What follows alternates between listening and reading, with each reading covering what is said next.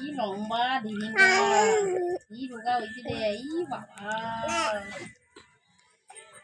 তোর একটা কার পড়াইছে পায়ে নিতে কাটছে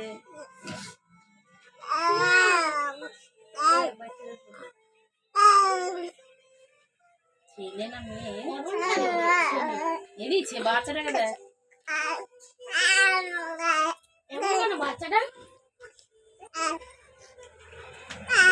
কোথায় দুষ্টু কোথায়? এই যে কে রে? কি হয়েছে? কে মেরেছে?